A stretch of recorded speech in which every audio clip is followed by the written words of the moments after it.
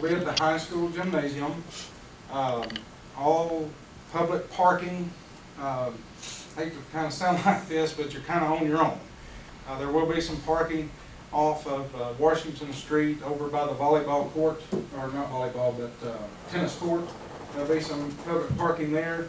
Anything off of Walter Street will be for family, police, and fire. That's all taken, so there's nothing there. You won't be able to get in there. There'll be people there to direct you on. So again, the visitations from 11 to 1, services starting at 1.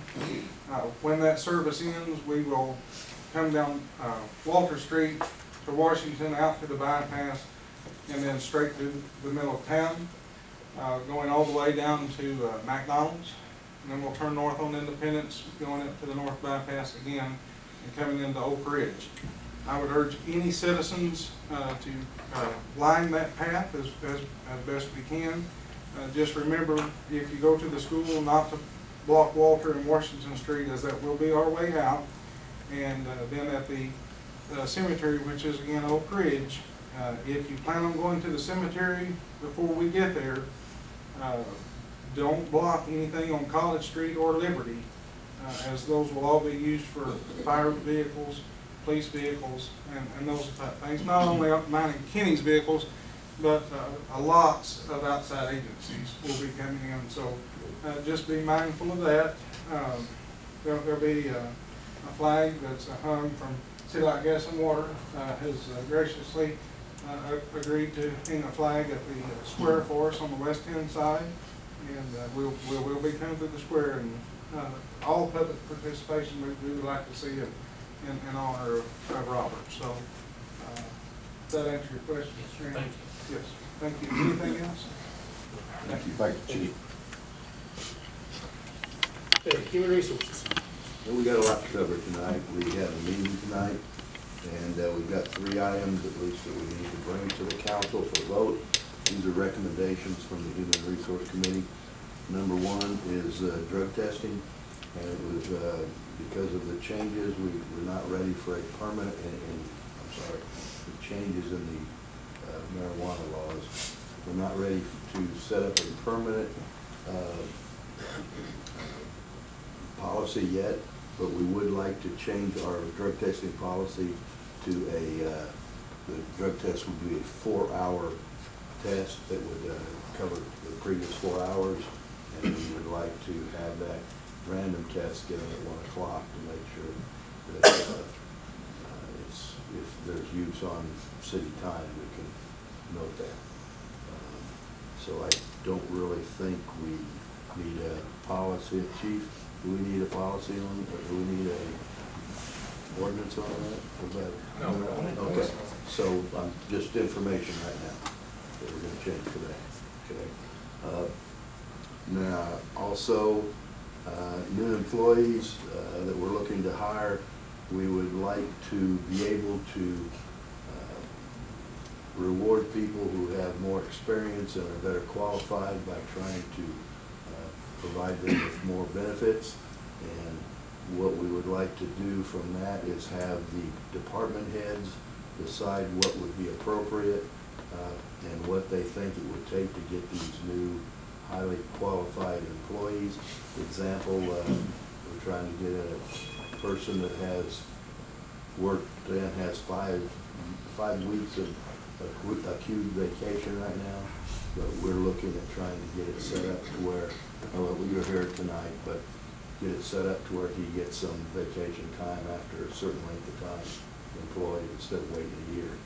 So as of right now, the department heads can go ahead and start looking at the benefits that might help them to recruit. And I don't think we need to vote on that either, because you will be involved in the vote of the employee with those stipulations. The other thing is, and this will require a vote, city insurance coverage for elderly employees.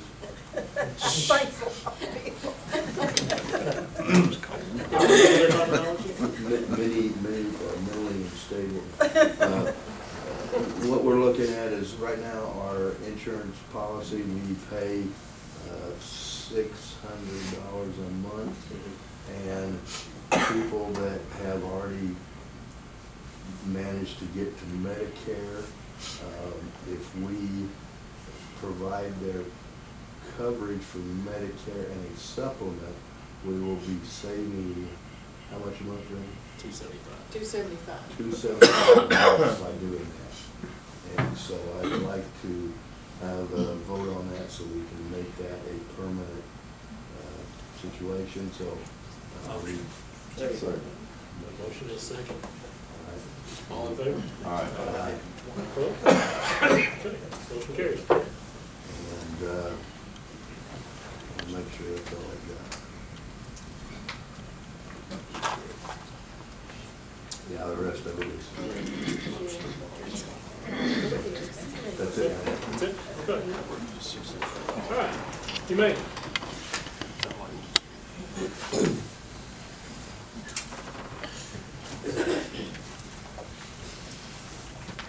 We have been very busy catching dogs.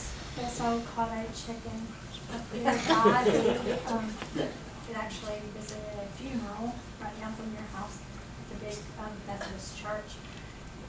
It's a very sweet chicken. We're actually considering it to be our mascot because it's very friendly. It goes out and goes to the bathroom, which sounds unbelievable. A chicken? Yes. Okay.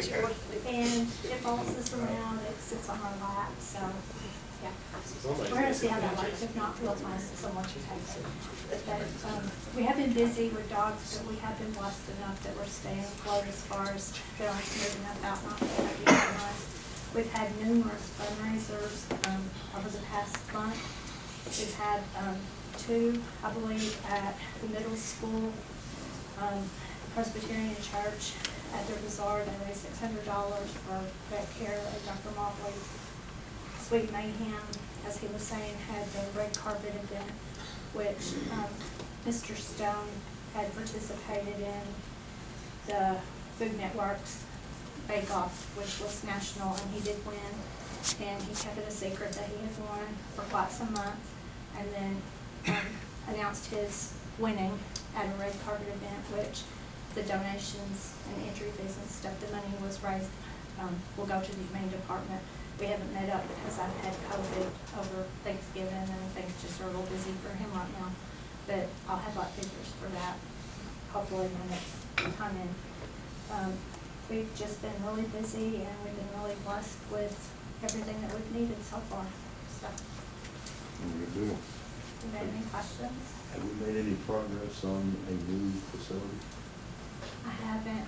There's just not a whole lot of funds out there for like dog kennels, and so we've just been making the best of what we got. Being appreciative of what we got. We really need a new facility though. We do. I mean, eventually it will come to that with Department of Ag, where they won't be able to be housed outdoors like during such hot weather, and it hasn't come to that yet, but I could see in the next few years it probably go in that direction. But how about the dog park? I haven't heard anything. We got news today that the walking trail grant was approved. So that's, you know, we'll provide ancillary services to whatever the Lions Club is going to do. One other thing for you, because I know you brought it up, you know, February or March of this year. You recommend puppies and kittens as Christmas presents? No, definitely not, because, COVID presents, Christmas presents. no, Oh, God. because they get them, the New Year's off, and they end up thrown to the street or what have you. So that's definitely, think about it, that's like, that should be a lifelong commitment, not something that I'll play with it and my child's will play with it and it's going to be on the floor and then end up at the pound. So where we were shipping out puppies and couldn't keep them, things are so slow and full, we literally had one litter that stayed with us long enough to get 3 sets of vaccinations, which is roughly given every 3 weeks. So they did move out, and that cage was open 3 hours when we filled it with 9 puppies that was left at St. Cecilia's in a garbage in the dumpster. So As soon as we empty out, we'll fill it back up. But we keep floating, so thank God for that one. Thank you. Thanks. Please.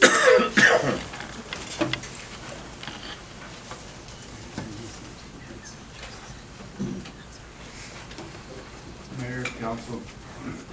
I'd like to start off on a good note tonight. Kennett Police Department was recognized by MoDOT this past